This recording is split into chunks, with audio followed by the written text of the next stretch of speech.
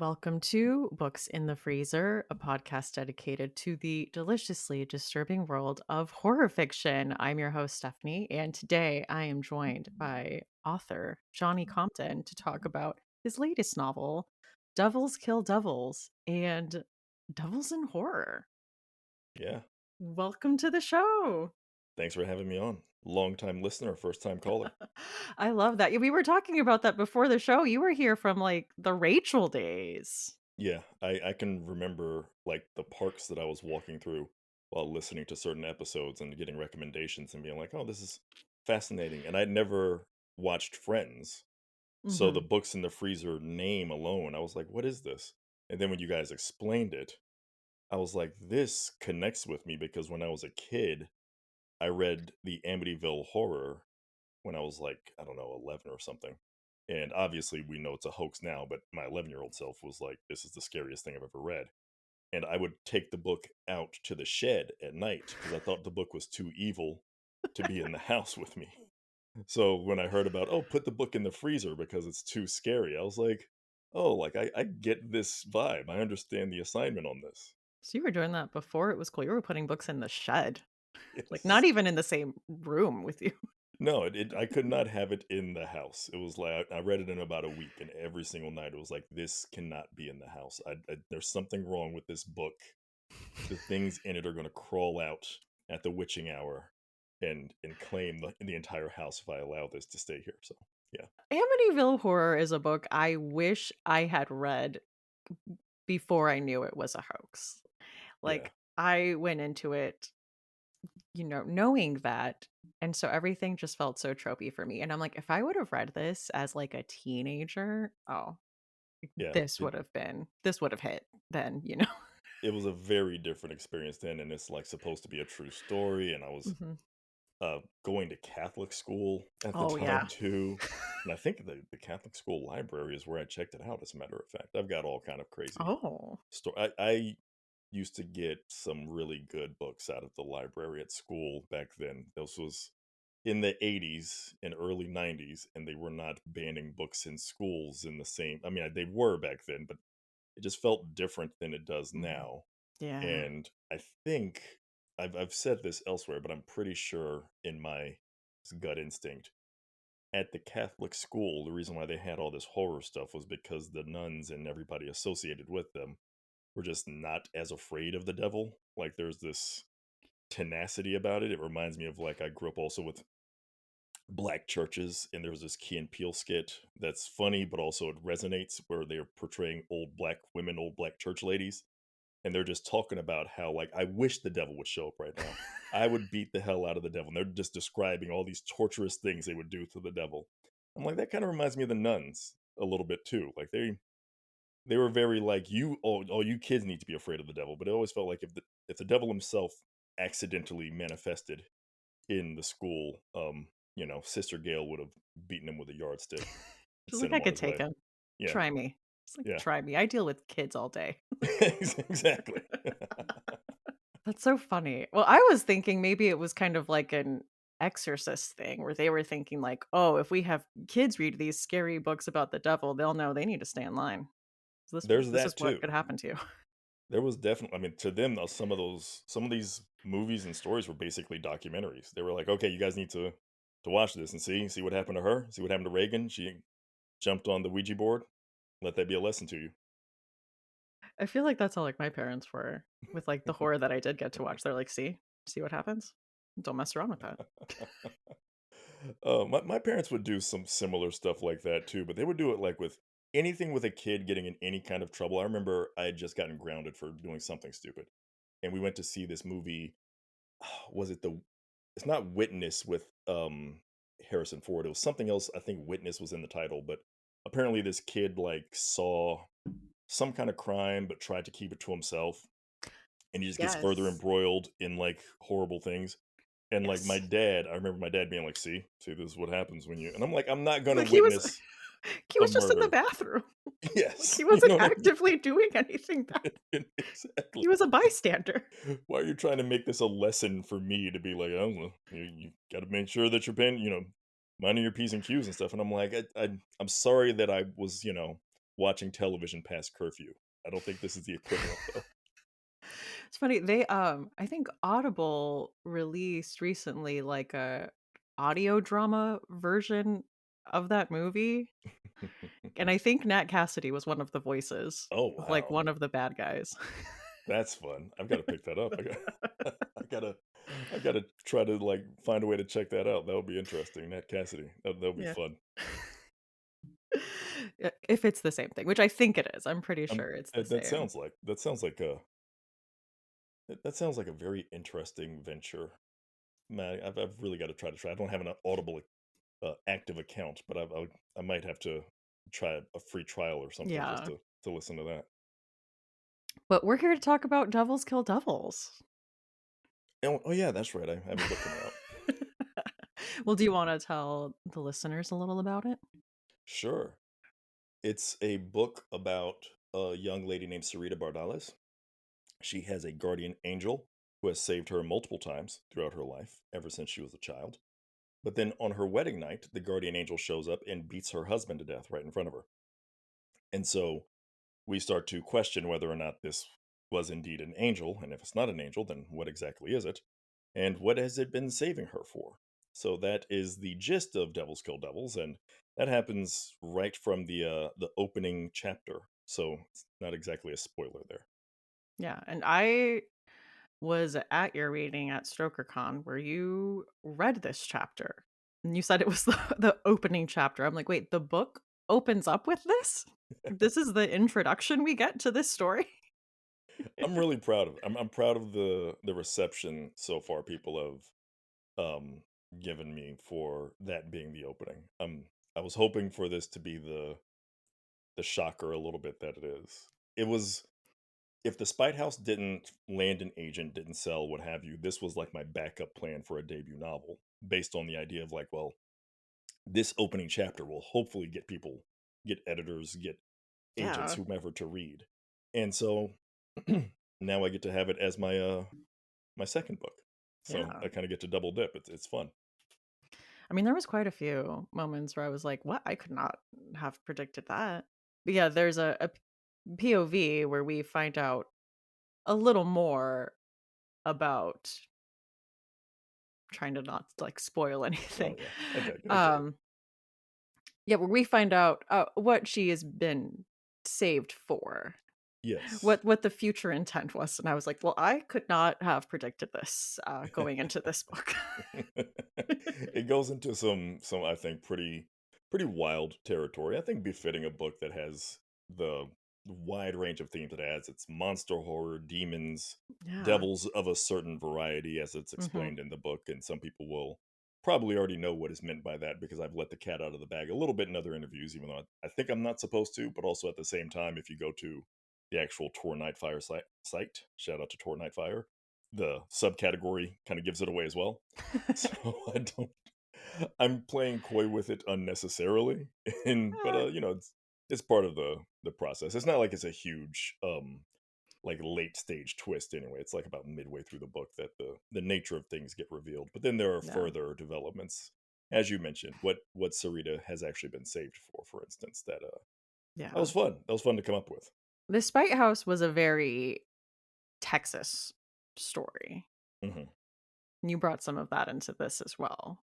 Yeah, So I'd like to hear more about that. this is arguably a little bit more Texas just because Really? it's Yeah. based in real places. As much as I love the Spite House, I invented the town of Degner based on, inspired by real events in some real places. And the name is even inspired by a real individual who commissioned a monument here to commemorate a massacre of Unionists committed by the Confederacy and all these elements of Texas history and incorporated into it, but in an entirely fictional place. Versus Devils is based in San Antonio to begin with, goes to Eagle Pass Casino, which is a real place. You go to this place called Babyhead Mountain. It's a real place in the hill country. The alleged stories behind Babyhead, I incorporated those. I saved the probably real explanation that's much more subdued and boring for the author's notes Yeah. at the end of the book because the legend, as gruesome as it is much more interesting. So I Yeah. went with the legend, obviously, for the purposes of the story.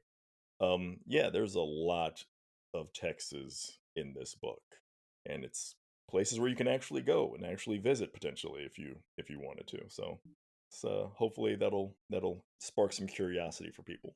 Yeah. I didn't know the casino was a real place. Oh yeah, yeah, Eagle Pass, the casino out there right by the border, that drive along the way, um, S the one of the landmarks that's a very important place in the story, um, that was made up, but you could picture it if you ever took that drive. You could picture something like that being on that stretch of road, and so yeah, I wanted it to feel fairly lived in because I knew I was going to be doing some outlandish things in this story. And even in San Antonio, there's a big frightening scene that takes place at a restaurant. The Mhm. restaurant itself is fictional, but it is based on a real place in San Antonio. And the only reason why I didn't use that real place's name because I knew I was going to be doing some very horrible things there, and I was like, well, You don't I want don't know the if they'll people to reach appreciate. out. Yeah, exactly. I don't know if they'll appreciate. Like, hey, could you not make us the scene of one of your massacres in the future? Thanks. Yeah, that is interesting because yeah, it's like so it's very grounded in these real life places, but it's also, like you said, dealing with it's like an extra layer of world building that is, I don't know, and not of this world in a way. I went really out there with this story. This story made me realize as I was finishing it, um, I think how influenced I've been by like Clive Barker and like Oh, the yeah? idea of like something like Hellraiser and like how Really? far out you can really get with ideas, and then a little bit of like anime films. I'm not a good TV watcher, so series I usually fall off, but a movie, give me 2 hours with it. I love that. Give me something with a definite beginning and definite ending. And, something like Akira, where it's just like really outlandish and over the top. And you kind of have endings that are bizarre and esoteric and what really happened. And I like that kind of idea as well, is like leaving things on a little bit of a cliffhanger, unknown, let you fill in the gaps. I didn't realize how influenced I was by some of these things until I started talking more about this book, and it was like I think these are some of the driving forces behind what made me go to some pretty far out places this time. That's interesting. I mean, we'll be talking about Clive Barker a bit Mhm. later on, but I wanna say I feel like I can see a little Hellraiser DNA in here.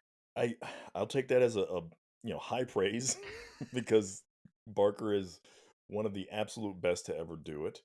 And like I say, I was writing the story and I didn't really piece that together. And then I was having conversations and I was like, I think this is what seeped into this. I remember the first time reading the Books of Blood Mhm. and just kind of being blown away by Yeah. how horrifying some of these things are. And I remember the first time actually watching Hellraiser, which was one of those movies I'd watched a lot of horror that I shouldn't have at an age much younger than I should have, probably. Um, but Hellraiser was one of those that I at least saved into my teenage years because it just seemed really intense, just the Yeah. covers and everything. And then when I finally saw it, I remember just the scene where he's reconstituting the beginning of his flesh from the blood drops in the floorboards and such. And the way that's constructed, I was like, and the music that goes with it, making it seem like it's this darkly grandiose moment, which it is, but it was just like, this is unlike anything I've ever quite seen before. Yeah. It is grotesque and yet kind of glorious at the same time. It's amazing. And so I think I was going for a little bit of that as well. The past couple times I've watched Hellraiser, the scene that's really stuck out to me is, early on in the movie when they're moving and he cuts his hand Oh on the yeah. nail, moving the mattress up, and it keeps cutting to, like, flashbacks of what is her face? What is her name? I can't remember. I know I'm drawing Yeah, blanks on the character names. it's not Helen, it's something. His wife. having the affair, and it's, like, cutting to him, like, getting this nail in his hand and just, like, the gore and the sex and, like, going back and forth, and I was like, "Oh, I feel like this just really captures his whole vibe." And I was like, "Oh, Yes. yeah, directed by Clive Barker. That makes sense." That he's like, "Yes, this is in fact my whole vibe." Um, well, I don't know if you wanna talk about, like, the type of thing we're dealing with, because I wanted to talk about the depths of research you did and the Let's do it. Let's go for it. Let's make it a good show. Whatever's gonna do a good show for you. Like I said, it's not like we haven't kind of spoiled that in the on the website the anyway. marketing. Yeah. Yeah, I mean, you were reading stuff from, like, the 17th century for this, like, you were pulling going way back. Yeah, some deep cuts. So yeah, my devils are vampires, but how I justify that is based on, like you said, some of these older texts where this is written by priests who and monks and various figures from times when they believed in these things wholeheartedly. And there's a where I started, there's a monk whose last name is Calmet. I believe his first name is Augustine. I'm like drawing a slight blank on that right now. I want to say it's Augustine Calmet, but he wrote this treatise on demons and witchcraft, and it's this incredibly long title. He wrote two of these. These are like really lengthy titles because they didn't have a concept of like brevity back then at all. And it's like a treatise on witches, demons, werewolves, vampires, et cetera, found in Hungary and Budapest, and like they're listing every place that they found it and every type of demon he's talking about, and they're all under the larger umbrella of devils. They believed all these things were in some way some kind of devil. And so I read through that and found some really interesting factoids there. And I was like, I can use this. And I knew I'd wanted to go back. I knew I'd been wanting to write a vampire story and go back to like before they were more urbane and sophisticated and kind of the Yeah. alluring creatures that they became post Dracula. And even there's a a story or a character, Lord Riven, based on Lord Byron, apparently, and he's like kind of the first sophisticated vampire, or among the first sophisticated vampires. I wanted to go back prior to that, and then when I started reading more of those kind of things, I was like, these were really cool, disgusting creatures. I was like, how can I kind of combine all of these different elements?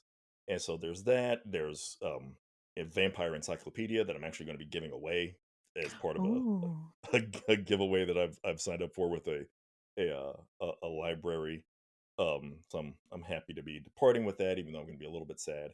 But I've got a few other vampire books that I've got around here of old texts and old encyclopedias. There's like the Encyclopedia Britannica from 1911 that gives all these weird definitions and explanations for vampires and other creatures.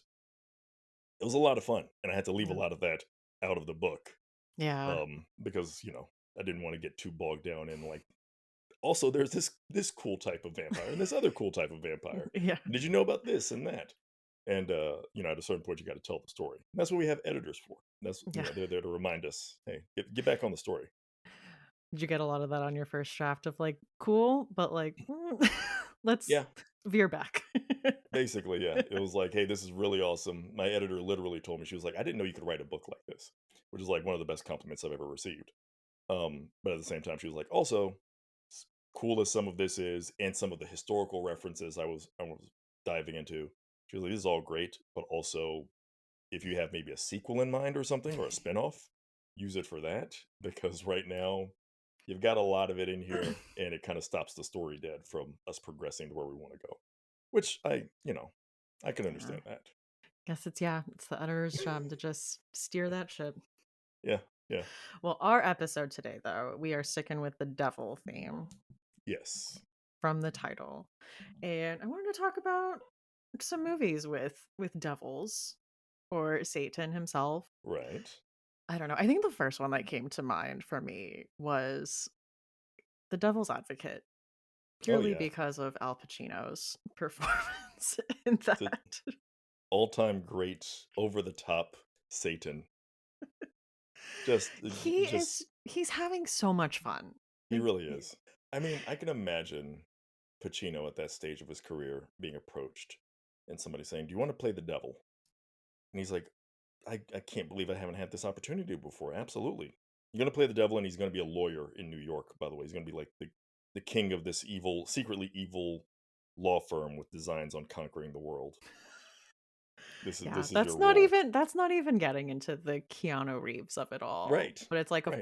of course, the devil is a lawyer Yeah. in New York. Yeah. It's spectacular. It truly is. I mean, he's eating up the scenery in the best way possible. I mean, there's been a lot of discussion over the years now of how over the top Pacino has been in some of his latter day roles. But if there's anyone that calls for it, it is the portrayal of Satan as a flamboyant, bombastic, affair having, orgy hosting lawyer in New York City, Of who's course. also like protecting the worst criminals in the world and like just all of this that the entire concept of it is kind of brilliant. It is. Another satanic portrayal, spoilers for Angel Heart, Yeah. but is Robert De Niro. Robert De Niro in Angel Heart, which I feel like is like you said, it's spoilers, but I also feel like it's a His movie that name his name is Louis Cypher. Louis Do you Cypher. get it? Do you get it, listeners? Lucifer. I just did a for my podcast, which I haven't released this episode yet because I'm not a good podcaster and I never get to my release schedule on time and anywhere near it. But I talked to Marie Wood about the movie Angel Heart. It's one of Oh, her yeah? favorites, and we had one of our longest conversations. The editing on that is going to be like a lot for me because we could not stop talking about this movie, which was like a huge influence on me again when I was a kid. I didn't even realize it, but I remember seeing that, and I was much too young to have seen it. Yeah. And the idea of like a detective noir story Yeah. combined with horror has been fascinating to me ever since then. And yeah, the big reveal at the end that um this mystery man that has hired our detective is actually the devil himself, which is one of those, like you say, the name is kind of a giveaway. The way he's behaving the entire time is kind of a giveaway. I mean, he feels explicitly sinister throughout the entire movie. It's kind of like did we need him to say that he is the devil after all? Because it seems a little bit like this was pretty apparent from the get go. Yeah. But it's I mean he's marvelous at the same. It's such a contrast too because you have De Niro and Yeah. Pacino who are like kind of interwoven and connected and kind of always compared to each other, and De Niro's is so comparatively understated as the devil, and he just seems almost just annoyed throughout much of the movie by like I've got to get this guy to do the thing that he needs to do so I can claim this soul that I'm looking for. And Yeah. meanwhile, on the opposite end is like Pacino screaming, "I'm a fan of man," calling God an absentee landlord. Just all this like just his big railing moments, and it's it's so far on the other end of the spectrum of how you can portray the devil. It's hilarious. Yeah. The two sides of that. Yeah. I was gonna say, I feel like it's a big month for Angel Heart being mentioned on the podcast because I talked about it with Emily Hughes, because we were doing Oh read yeah. alikes for The First Omen, and I was like, like a story where a character is on this like wild goose chase or they're like following a lead, but in the answer it's like in the end the answer is them. Like Yeah. Like they're going down this trail and it's like, "Oh no, it's me."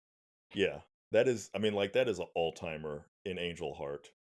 It's pretty brilliant. And I have I've went and read the book, the original Falling Angel by William Hjortsberg. I think it's Hortzberg. It's one of those HJ Scandinavian-ish seemingly spellings. Um, and it's a very close adaptation. Like Really? extreme, like they are kind of neck and neck as far as like plot points and things that go. The Lewis Cipher thing is there, which I feel like if you read it in the book, it would have like been even more obvious. It's on the page, you're seeing it, and you're like, wait a minute, that looks suspiciously like Lucifer. that a mistake or like is this just a coincidence? I don't know. I'm gonna earmark that for later. No, the author just wants to let you know he's not a good guy. Yeah. Um, Nat Cassidy talked about the book on our New York horror episode, and I didn't know the Oh, book was so New York based because I feel like the movie is very New Orleans. yeah, And I was yeah, like, well, that's obviously like a huge part of the story. So I was surprised to find yeah. that that was not actually how it was No, yeah. originally written. The book is much more, yeah, keeping within New York, and then I think for the movie, who knows why exactly that decision was made, but I'd imagine like it on screen there's some opportunities there with the New Orleans idea or Hmm. the Louisiana general idea, and then Yeah. I have to imagine it's also probably a little bit cheaper to film in Yeah. Louisiana than it is in New York City, so maybe that accounted for it as well. Yeah. I was also thinking another kind of satanic portrayal is Black Phillip in The Oh yeah. Witch. We only get voice, really, but I mean, that's that's a like creepy ass goat. what is the wouldst thou like to live deliciously? Yeah. Oh, that is such a great line. It is an all-time it is oh man, like I almost wish we hadn't received it there so we could hear it again for the first time. I'm still waiting for like some restaurant to sneak it in to their advertising and just I'm try it. surprised it hasn't been done yet. It has to I be a mean, buttery dish, right? Because butter was a big thing. Like, exactly. Exactly. And they're rolling out their like just super saturated with butter, brand new like pies or whatever. And it's like, oh, the extra the delicious. Black Phillip special. It's not like to Yes. live deliciously. um, a movie I meant to watch for this, but I did not get around to was Constantine because I was like, oh, if we're dealing with like, have you seen it? Can you Yes. speak to it? Okay, tell me about it. Constantine is an, I think, all time like really good movie, really fun movie, terrible adaptation. Yeah, Like it is like a Hall of Famer for that. Because anybody who's read the Constantine comic will tell you, like, as far as closeness to the source material goes, it is pretty far off base. But taken on its own merit, if it was just called anything other than Constantine, I think people would love it even more so because it's just so fun. And it has the devil, I think, is played by Peter Stormare, I think, in Constantine. And he shows up pretty late, but when he does, he's another really good over the top devil, but he's like over the top more so in like just presenting himself as doing physically disgusting things and just kind of the hmm, way he's like presenting himself and his just little mannerisms and stuff with like if I'm remembering correctly like his fingernails and his teeth and just you know his feet I think are even kind of gross looking like not in like an over the top way but just like a little dirty just a little ugh just everything about him just feels like ugh, this guy's suit looks like it fits a little weird as I recall. Maybe that's just like half of this is in my mind, just projecting like my memory of it, but like that's just the way I felt about it. And he just yeah, he's just a really good kind of gross devil. Vocally a little bit understated, but like physical presentation just feels hideous. interesting. So contrasting that to Elizabeth Hurley's portrayal of the devil in Bedazzled, classic film. Much more tempting, you know, completely understand why somebody sells their soul to the devil if it's Elizabeth Hurley or something, as Even opposed though she to keeps screwing him over in all these I know deals. it just unnecessarily. She's like she kind of presents as like the genie that we you know you see so many times as like the genie's going to give you your wish, but in like some stupid way that's going to make you make you annoyed at best and like horrific Yeah. consequences at worst. Yeah. To like really watch your exact wording on everything and have like all these caveats. Yes. I mean, you should probably just get into a complete contract with somebody like Yeah. that at the beginning and like establish your terms and conditions. You know, this is the terms of the agreement. You understand what I meant when I said this. I don't want any bullshit. Don't Yeah. don't come back with any bizarre consequences. And then I was, yeah, on my list, most of the other things I had were like Rosemary's Baby or like Ty West's like House of the Devil. Yeah, we've got some that are the most famous examples there. One I forgot to add to the list to prep you because I thought of it late, and it's a bit of a spoiler, but this is a very old movie, and we've kind of I mean I think we spoiled the Angel Heart one too, so Yeah, I we think I'm pretty did. fine with that. The film Tales from the Hood, at the Yes. very end, um, the late Clarence Williams, I believe his name was, um, who has one of the all-time, speaking of like bombast and um kind of over the top portrayals of the devil. Like when he gets to reveal that this is who he is. I mean, there's no other Satan in film history who gets to say "Welcome to hell, motherfuckers," which I kind of feel like, I know there's the "Abandon all hope, ye who enter here," Mhm. famous kind of signifier of hell. I kind of feel like "Welcome to hell, motherfuckers" should replace that as the sign above hell when you get there. When they Just kind of, remodel and update it, they'll yeah, they're like, "Look, it's a new millennium. This has been here for a long time. What if we just get straight to the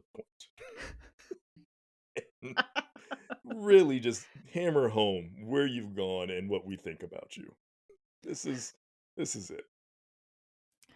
I feel like we need to have a thing for the listeners to rank Satan portrayals. See, Oh like, yeah, which is the best of for the ones sure. mentioned or adding their own. I know there's a lot that we're not Oh yeah. talking about that we've missed. What, like There, there are a lot of them. I'm sure some yeah. people have like affinity for more sympathetic or interesting portrayals of the devil. I know, like on television, one of my favorite ones was there was a Twilight Zone episode, and I can't forget Oh my god. the name of it, but there was one where like the man a man trapped the devil like in his basement, I think, or something like that, and somebody else came by and didn't believe that this was the devil. It just seemed like it was some captive man who was like howling to be released, and then he lets him out, and sure enough, it's the devil himself. And I remember seeing that as a kid, and it freaked me out because he looks like a normal man, but then he keeps walking past objects, and they do these shot cuts where every time he walks past, he gains a new devilish feature. His goatee grows out, and he gets horns, and then he gets like the devil cape. They used to put the devil in a cape in a lot of these old portrayals of the devil. It's so Interesting. weird to think of. Like you watch Yeah. old cartoons sometimes, and he has like this cape with like a flared collar, and it's like, what? Why was that the chosen artifact of clothing I don't for know. the We devil? we really loved that and we loved a pitchfork moment, which I feel like we haven't seen in recent No, devil portrayals. No pitchforks. I should bring back a pitchfork for the devil at some point. What Yeah. an odd choice of, because it wasn't a trident even. It's a No. pitchfork, which seems really weird in like hindsight. It's like they were like, well, we've already given like the personification of death a scythe. So what other farm implement can we give Yeah, why to, farm stuff? I know, like why are we doing just nothing but harvesting implements Equipment. and tools for our portrayals of the most feared beings? That is interesting. Well, should we talk about some books?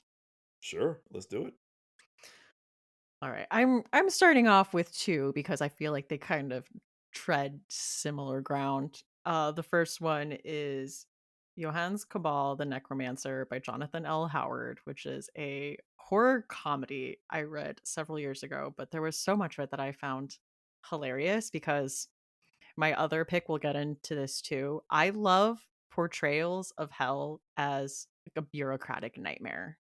Like, it's just, like, red tape and, like, forms that need to be filled out and, like, standing in lines and, That's like, like disgruntled employees who are just annoyed they have to be here, it's like Beetlejuice, you know? yeah, exactly. Yeah, that's all I was sitting here thinking like, oh, it's kind of like I just saw the Beetlejuice, and it reminded me like, oh yeah, I forgot about the DMV. Hell as the DMV.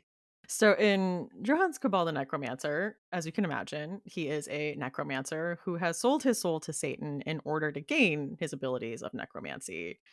And his goal was always to completely restore the dead to their previous living state. But he has found that his lack of soul is standing in the way of his ability to do this. And Satan in this adaptation is kind of bored of running hell and dealing with bureaucracy, so he falls back on one of his old favorite things and strikes a deal. And he offers Cabal a deal where if Johannes Cabal can get 100 souls, Satan will return his soul, but he only has 1 year to gather the souls, and he must run a carnival during that time as well. So it's like him, and if I remember correctly, like, the first person he brings back is his brother, and they work as a team to try to, like, integrate this carnival into this, like, soul-taking machine, and it's this whole, like, quest, and with its moments of, like, should we be doing this?" I don't but it's very funny. And I also wanted to talk about Sign Here by Claudia Lux, because I think that tread similar ground. You are following Pay, which is short for Peyote Trip, who is a desk worker in hell in the department where they sign souls over. And I love a lot about this depiction of hell. It's very much like you go to the bar and the only drink is Jaeger bombs. The coffee is always lukewarm. Like the pens are always like just running out of ink to where you're like really pressing down on them. Like everything just sucks like a little bit. Like it's just And you know the thing about hell, this place really sucks. but it's always just like in those like minute ways, just like those tiny little like just every single thing sucks a little bit. And there's Oh, just that's so many great. like the specificity of it and the situations that are described like had me cracking up. It's funny because it's also kind of like this corporate thing where he's like angling for a promotion, but there's like someone else in his department who's like really good at signing souls over. But he's gotten everyone in this family to sign their soul over except for one person. And if he can get this like last person, if he can get like an entire family unit, he will get like the big promotion he is gunning for. Nice. Nice. And then it switches perspectives where you're following like the family with all their like family issues going on a trip. And then this like hell worker who is like Just trying to really get out them. to get them. Yes. I love that. It's like a little bit of a twist on It's a Wonderful Life. Instead of, trying to earn your angel wings, he's trying to earn the hell promotion. Can I Yeah. just get this one extra person to sign up? Which is its own version of hell. If Oh, anybody's ever tried to work a job where it's like oh my god. I've got to try to get people to sign up for things and Oh meet my my god. quotas. Hell is a commissions based sales job, the thing nobody wants. The thing nobody wants, but a lot of us like when we're in our 20s especially, and it's like I can't find any other work right now. Let me see if Mhm. I can, other people claim that they've sold freaking Cutco knives and it's worked for them, and then you're like 2 days out of the training, and you're like, this, I'm not gonna be able to do this. What the hell? So I'm gonna say both of these are pretty room temperature stories. It's more that I really like they're exploring horror territory, but it's more that I really like the world building and what they are doing and their depictions of hell. So that is Johannes Cabal the Necromancer by Jonathan L. Howard, which I believe is the start of a series. I actually think there's quite a few Johannes Hmm, Cabal books. And Sign Here by Claudia Lux. those sound really interesting. And so I guess it's my turn now. Mhm. I am going to go with. I'm going to start with my room temperature pick. Satan. This is a long title. Satan, His Psychotherapy and Cure by the unfortunate Dr. Kassler, JSPS, and JSPS stands for Just Some Poor Schmuck. And Okay. this is a fairly comedic book, really fun, really interesting, written by Jeremy Levin, came out in 1982. Satan he's suppressed the memory of why he was kicked out of heaven. And so he seeks therapy to unlock this memory with this unfortunate therapist that he fixates on as this is going to be the guy. Yeah. Over the course of this, he, of course, ruins this therapist's life. It's a little bit of a what about Bob almost situation, except part of it is, I mean, there's a lot of like, well, how much of this is actually the devil doing this, and how much of this is just Kessler doing this to himself and making his own bad decisions. And the devil repeatedly throughout the book claims he is not, in fact, evil. After first he has to prove that he is indeed the devil and convince Kessler is the devil. And he repeatedly says he's not evil, but then some things in there I'm like, well, it is written from the devil's perspective. And it's like, well, he seems like a little bit of an unreliable narrator, and he is the devil, so that would stand to reason. Some really fun twists and turns, a couple of actually genuinely unsettling moments, but by and large, just presented as pretty clever, comedic. And it was actually the basis, the reason why I even found out about this book, it's the basis for what I think is a very underrated movie called Crazy as Hell, which was directed by Eric LaSalle of ER fame and also now Oh. a mystery writer as well. And it's a really fun film as well, and really more horrific and more serious than the book is. Um, but both of them I think are worthy of it. But the book I think is just it's a long book, but it's fun. So yeah, Satan, His Psychotherapy and Cure by the unfortunate Dr. Kessler, written by Jeremy Levin.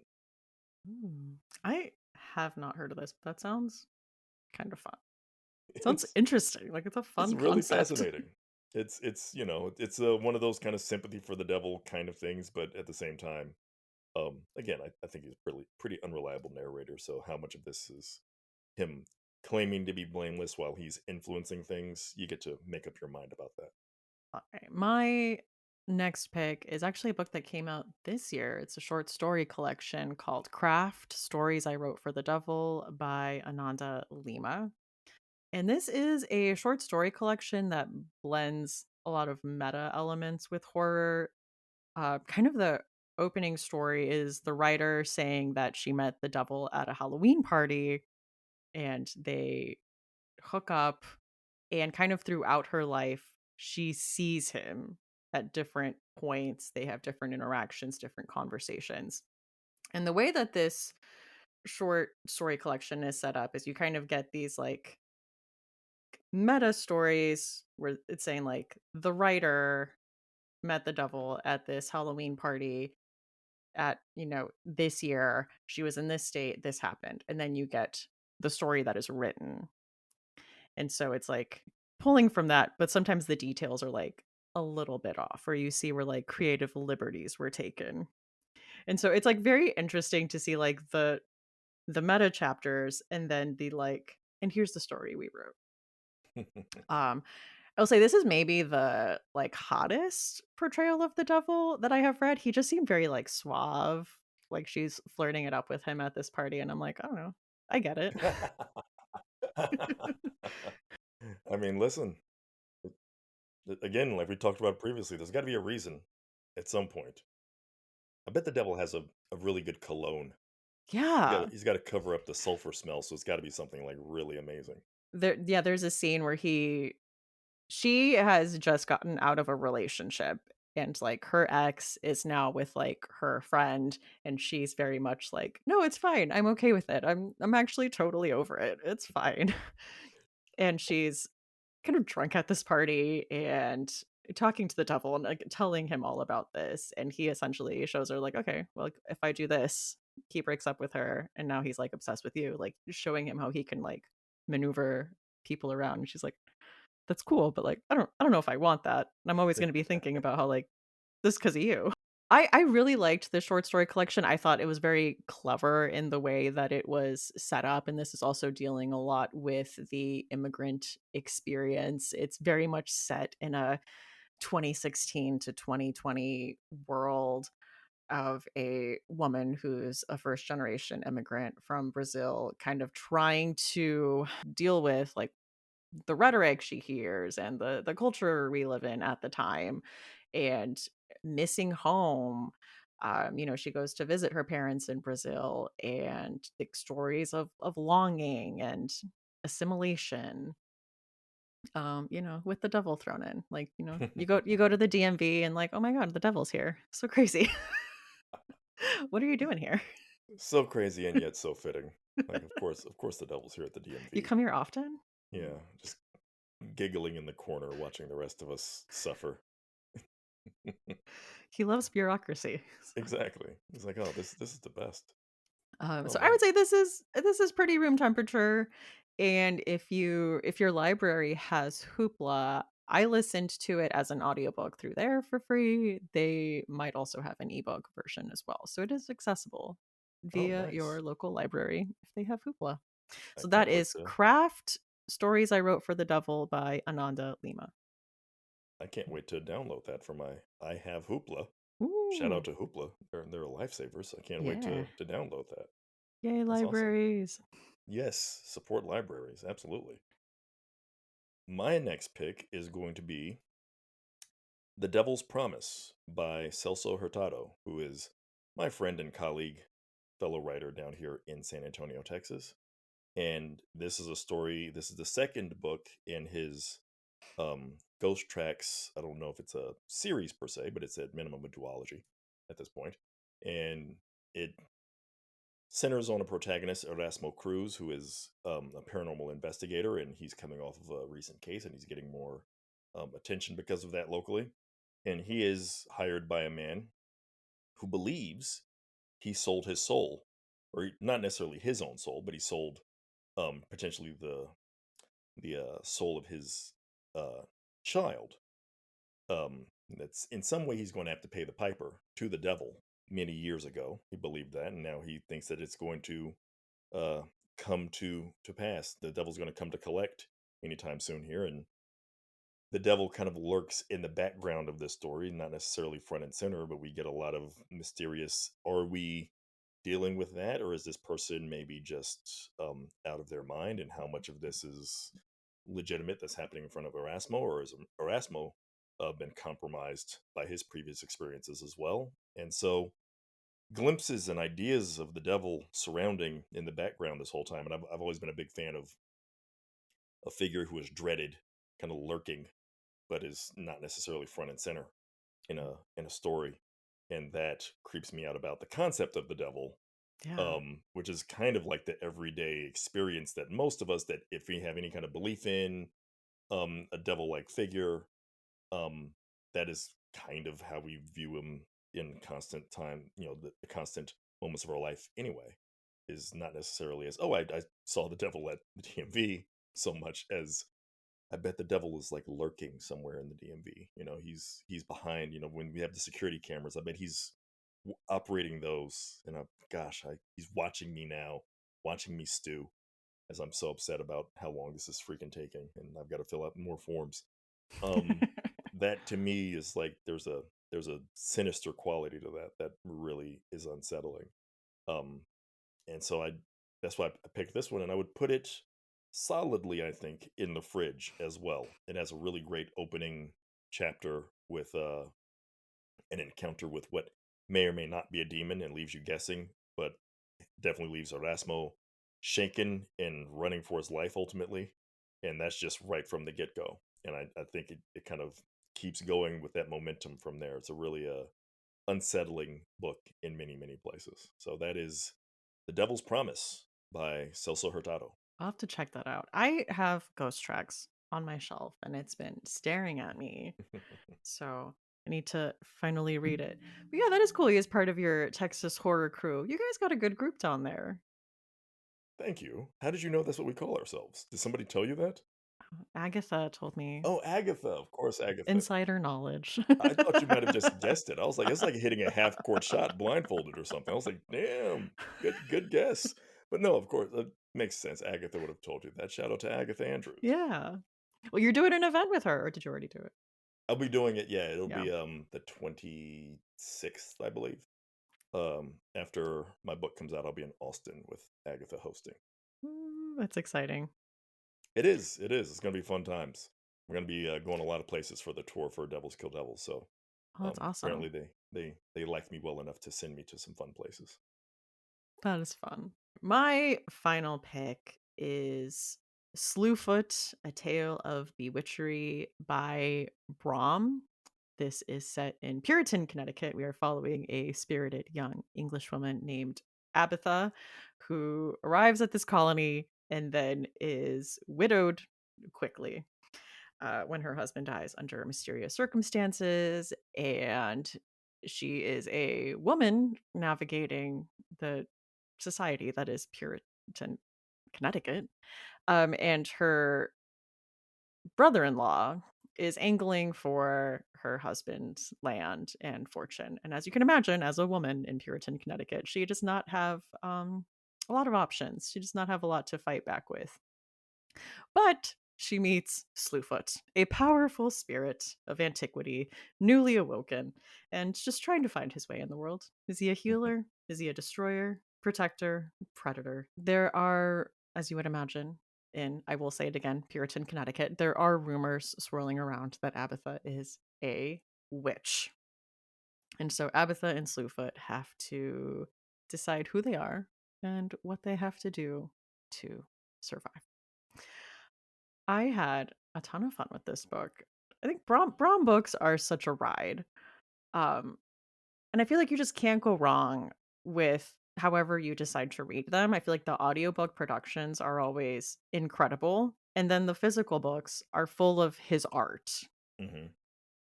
So it's kind of like you almost have to do all the ways. Yes, yeah.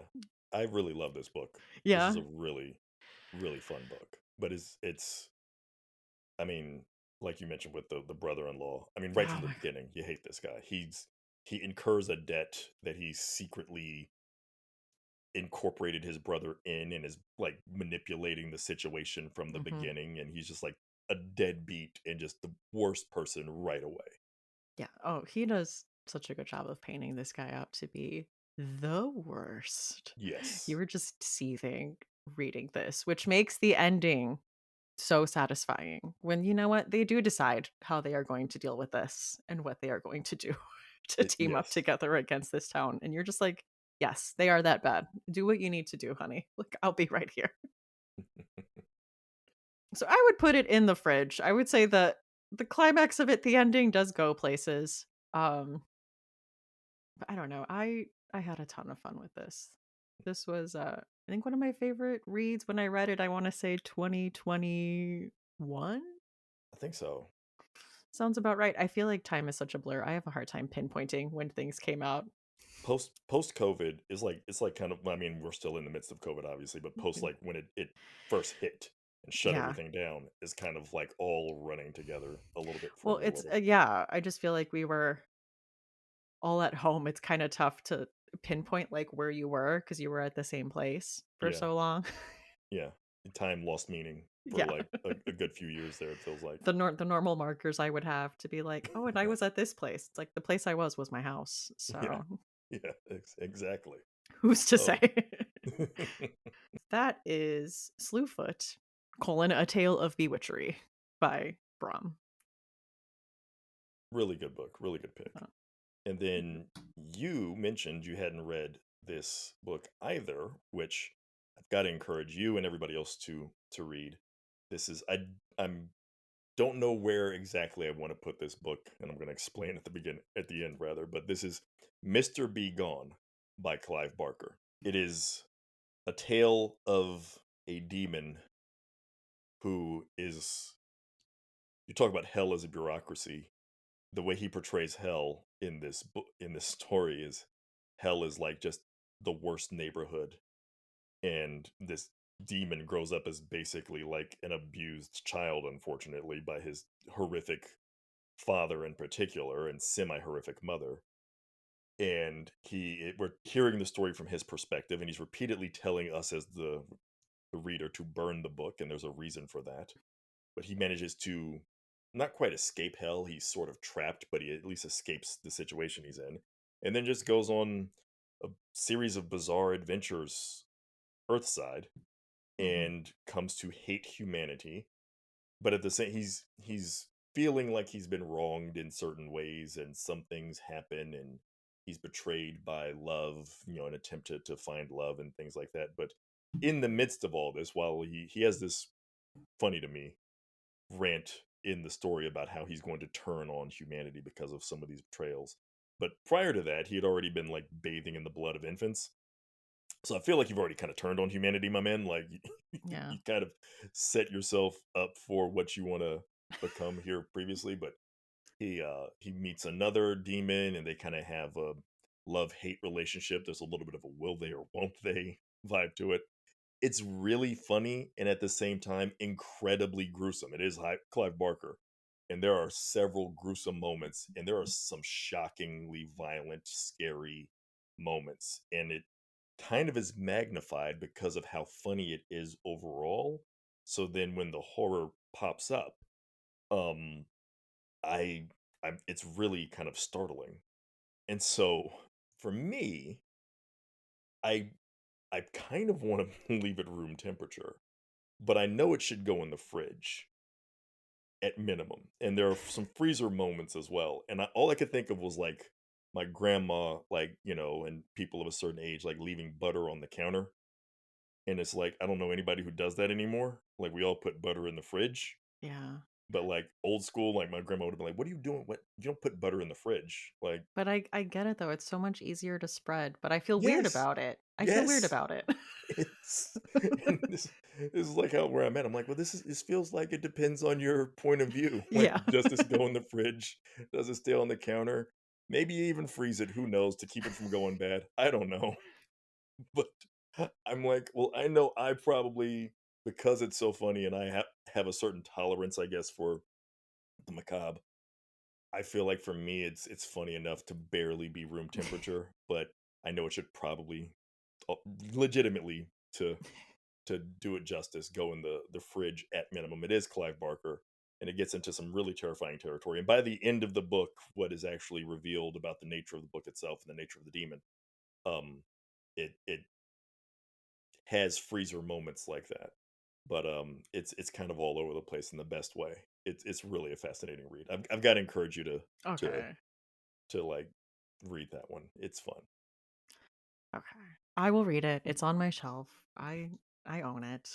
So I will I will have to get to it. But you speaking of that reminded me of some honorable mentions I wanted to get to. And one is a Clive Barker story from the Books of Blood. It is The Yattering Mhm. and Jack. And to listeners that don't read a lot of horror or consider themselves like room temperature listeners, Clive Barker can seem very intimidating. And this is a funny story. There are gruesome moments, but at its core, it is, I think, one of his funniest stories.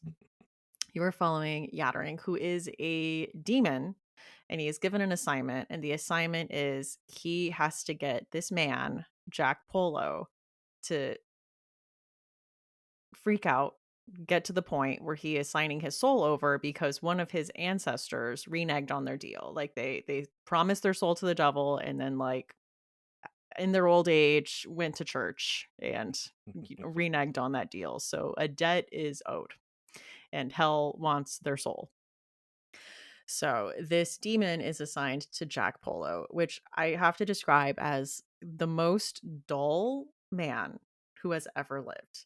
Like this demon is pulling out all the stops, cannot get a rise out of this man. He is pulling him out of bed. He is, you know, might be important to know, killing his cats in gruesome ways. This man does not react, does not sweat, is just brushes everything off like water off a duck's back. Like nothing phases him at all.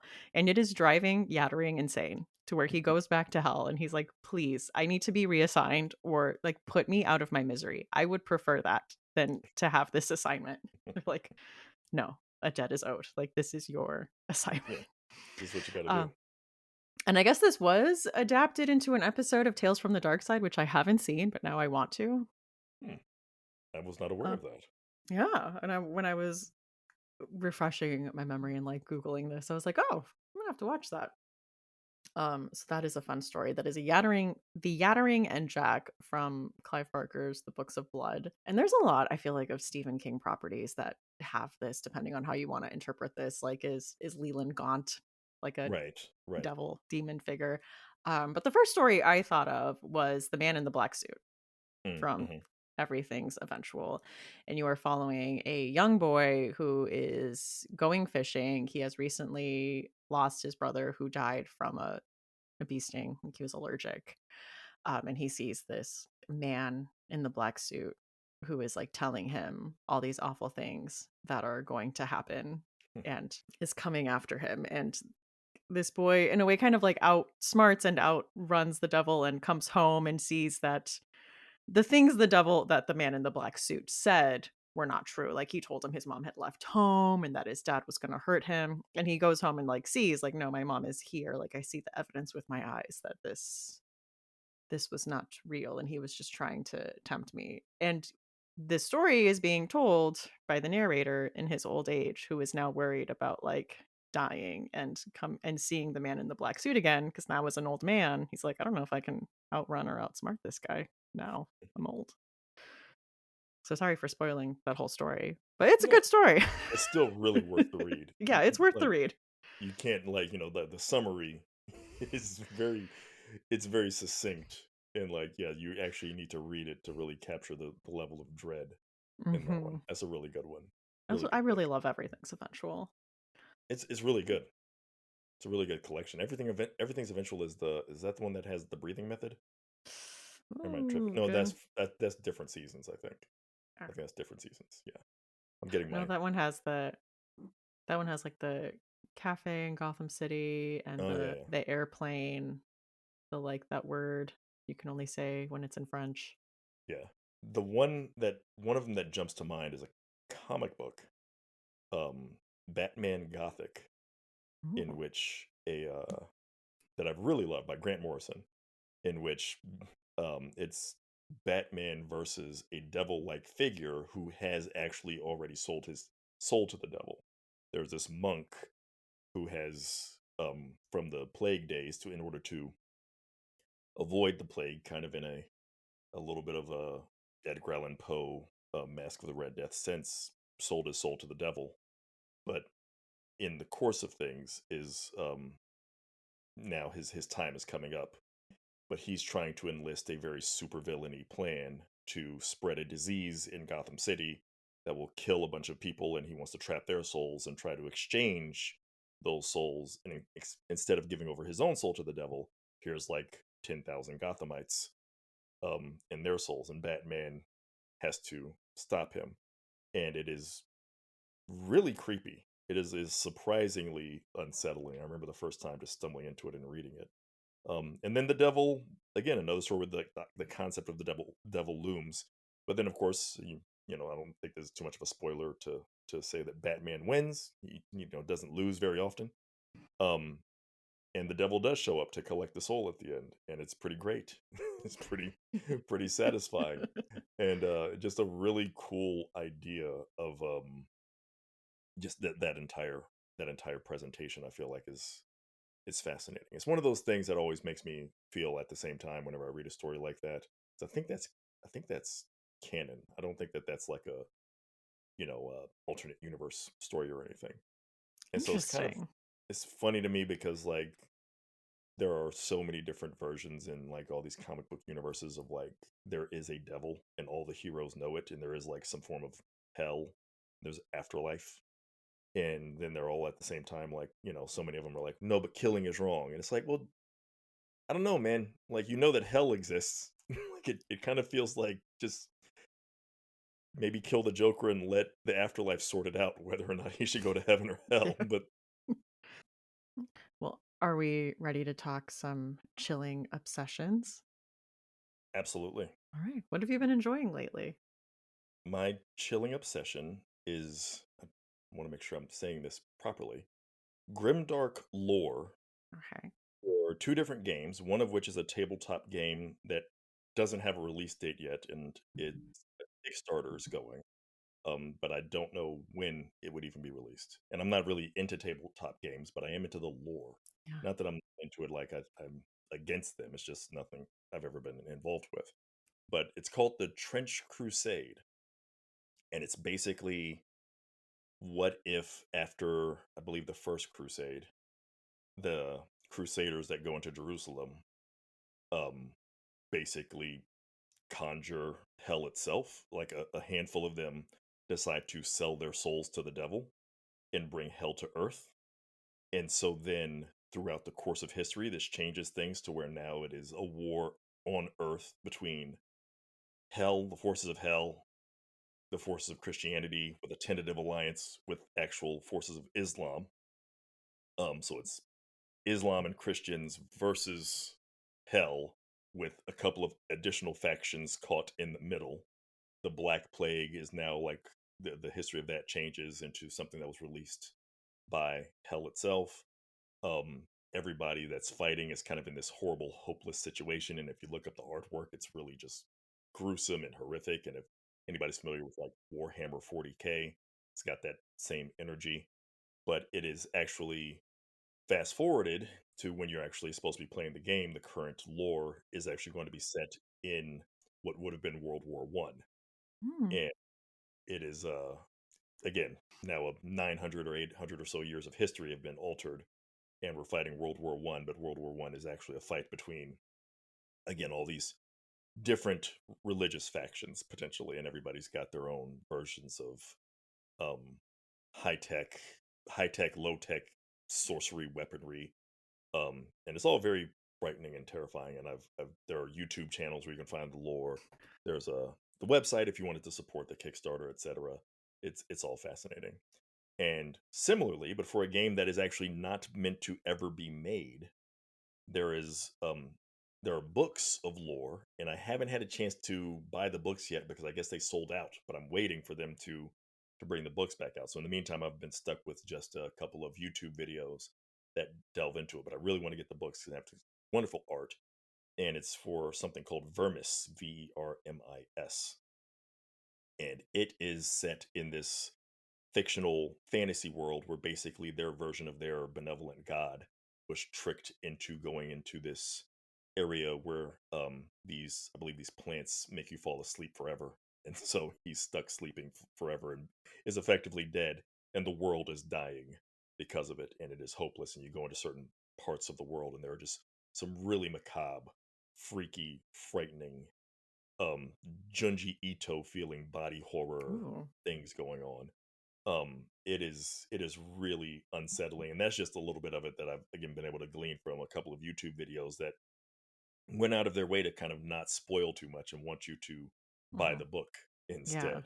I think there are two different books for Vermis, and again, I've gone to their website a couple of times, and last time I went, they were like, "Hey, we're going to reopen orders, at some point here pretty soon, but right now we're out of commission, so to speak."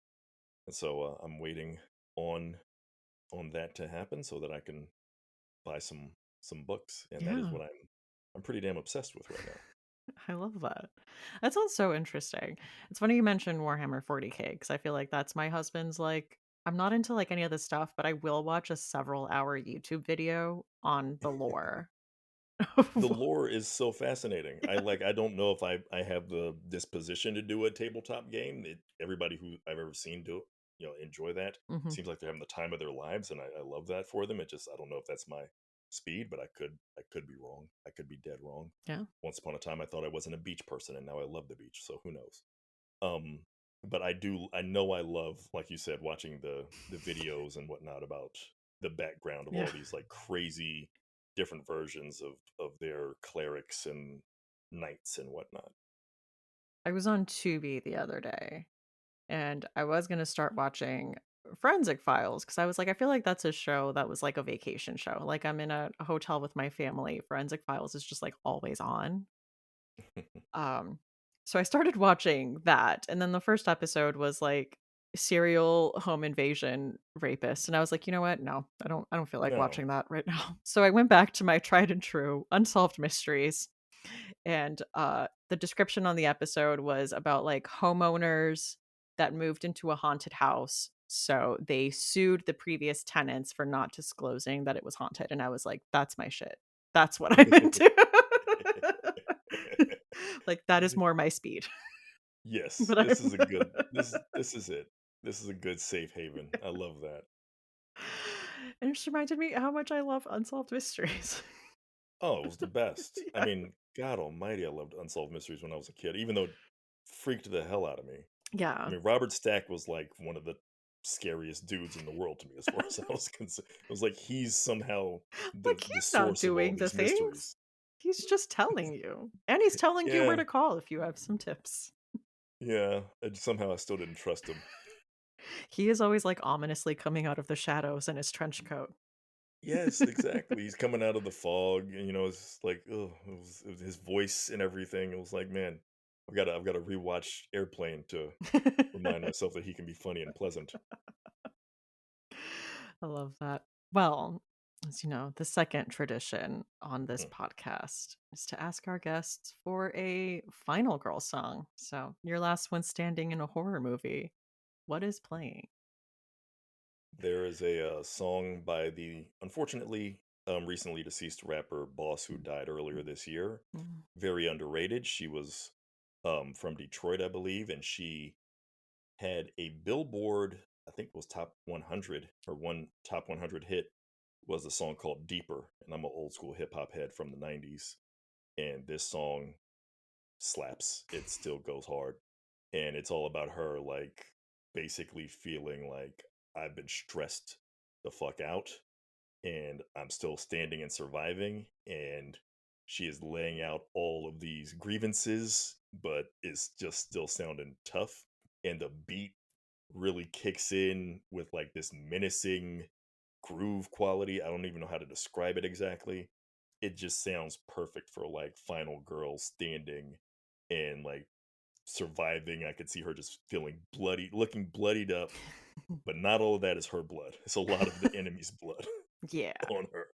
And it's like, yeah, I'm the one that's still standing. I survived all this. And I feel like that song with those vocals and that beat would just be perfect. Just absolutely perfect for that scene. Oh, definitely. I listened to it after I saw you put it on the Google Doc, and I was like, yeah, I could see this. This is a vibe. Yeah, And I yeah, like it how you is. Yeah, described it it. is. Covered in blood, not all of it your own. No, yeah. I love that. Well, thank you so much for coming on the show today and talking to me about devil horror. Thank you for having me. This is an absolute pleasure. This is like a benchmark moment for me to go from being a fan alone to being a fan that actually gets to be on the show. Mm. It's kind of amazing. Well, thank you. Well, where can people find you online? JohnnyCompton.com is a good place to go. And then social media, I'm not as present as I probably should be, but I am on Instagram more than anywhere else, and that would be at Compton Writes, my last name and WRITES. Nice. All right. And listeners, go check out Devils Kill Devils. Please do. September 24th. Do it. Books in the Freezer is a bi weekly podcast. We post episodes every other Tuesday. You can find us on Instagram, Threads, and TikTok at Books in the Freezer, or you can send us an email at booksinthefreezer@gmail.com. Show notes for this episode and all previous episodes will be at booksinthefreezer.com, where you will find a list of the books and films mentioned in this episode and previous episodes. And on those same show notes, you can find a few ways to support the podcast, including a direct link to the Patreon, or you can go to patreon.com/booksinthefreezer, where there are 3 levels of support with different perks at each tier. So check that out if that's something you're interested in. There is group chats, there's movie nights, there's bonus content. So again, check that out at patreon.com/booksinthefreezer. Or there is a link in the show notes. There are also links to affiliate links and a link to merch if you would like to be rocking a What's Your Final Girl Song shirt this fall. I have been your host, Stephanie Gagne. Thank you so much for listening, and see you next time on Books in the Freezer.